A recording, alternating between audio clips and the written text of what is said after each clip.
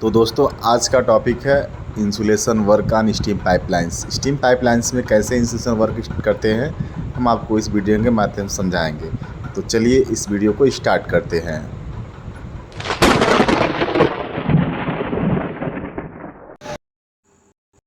तो जैसा कि इसके माध्यम से मैं आप लोगों को समझाना चाहूँगा कि इंसुलेशन की सारी प्रोसेस क्या क्या होती हैं।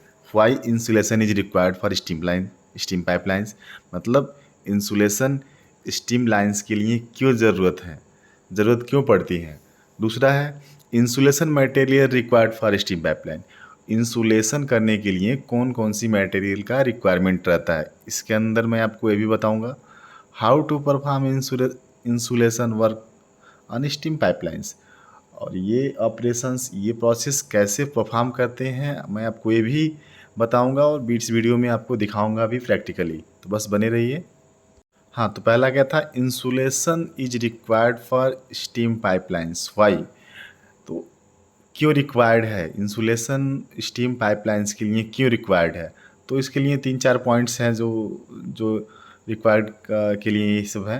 पहला है मिनिमाइज लॉसेज ऑफ एनर्जी। जो स्टीम्स लाइंस में जो स्टीम फ्लो होता है उसमें कुछ एनर्जी है जो अगर इंसुलेशन नहीं किया रहेगा तो उसका एनर्जी बाहरी एटमॉस्फेयर में उसका हीट ट्रांसफ़र के ज़रिए हीटों का लॉस होगा।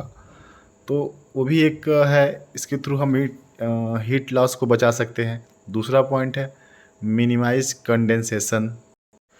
तो इसमें क्या होता है, अगर स्टीम किसी भी स्टीम लाइंस के अंदर फ्लो हो रही हैं तो बाहरी एटमॉस्फेयर का जो एटमॉस्फेयर है, जाहिर सी बात है कि जो स्टीम का टेम्परेचर है उससे कम ही टेम्परेचर रहेगा एटमॉस्फेयर का, जिसकी वजह से अंदर की जो स्टीम है वो कंडेंसेट होती हैं, जिसकी वजह से कंडेंसेट होके वो वाटर में भी बदल सकती है। इसीलिए कंडेंसेशन को मिनिमाइज करने के लिए ये अपना इंसुलेशन वर्क किया जाता है। तीसरा है मिनिमाइज ऑपरेशंस नॉइज़। आप लोगों ने देखा होगा, जो भी अगर पावर प्लांट से रिलेटेड लोग होंगे जो इस इंडस्ट्री में काम करते होंगे या कभी विजिट किए होंगे, तो आप लोगों ने देखा होगा कि स्टीम लाइंस में स्टीम फ्लो होने के दौरान उसमें से कुछ नॉइज़ प्रोड्यूस होता है जो थोड़ा सा ध्यान लगाने पे सुनाई देता है। जो प्रैक्टिकली जो इन्वॉल्व रहता है वो इस चीज़ों से वही ये जान पाता होगा। तो उस नॉइज़ को भी हम इंसुलेशन के माध्यम से उस नॉइज़ को भी हम मिनिमाइज़ कर सकते हैं। इंसुलेशन कर देंगे 3 लेयर का, जनरली 3 लेयर का इंसुलेशन होता है। एक तरह का मैट्रेस होता है तो, और उसके बाद क्लैडिंग होती है, तो कहीं ना कहीं नॉइज़ को भी मिनिमाइज़ कर सकते हैं इसके थ्रू। और चौथा पॉइंट है प्रोटेक्ट फ्रॉम कोरोजन। ये तो सब कोई जानते होंगे कि एटमॉस्फेयर में कोई भी अगर आयरन संबंधित चीज़ है अगर खुली एटमॉस्फेयर में रख दिया जाए तो उसमें कोरोजन होना ही है।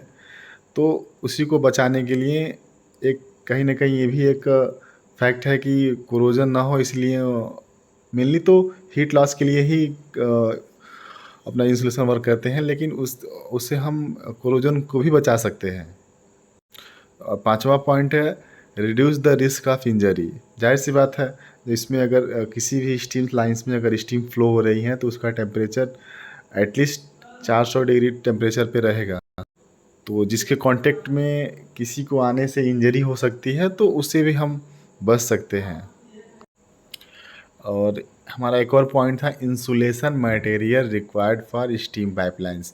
कौन कौन सी मटेरियल का रिक्वायरमेंट होता है इंसुलेशन करने के लिए। तो पहला है एलआरबी मैट्रेस, जिसका फुल फॉर्म होता है लाइट रेजिन बाउंडेड मैट्रेस। एक तरह का स्पेशल तरह का मैट्रेस होता है जो इस तौर पे बनाया जाता है कि ये काफ़ी मात्रा में रेजिस्ट हीट को बाहर निकलने से रेजिस्ट करता है, हीट को बाहर नहीं जाने देता है, रेजिस्ट करता है।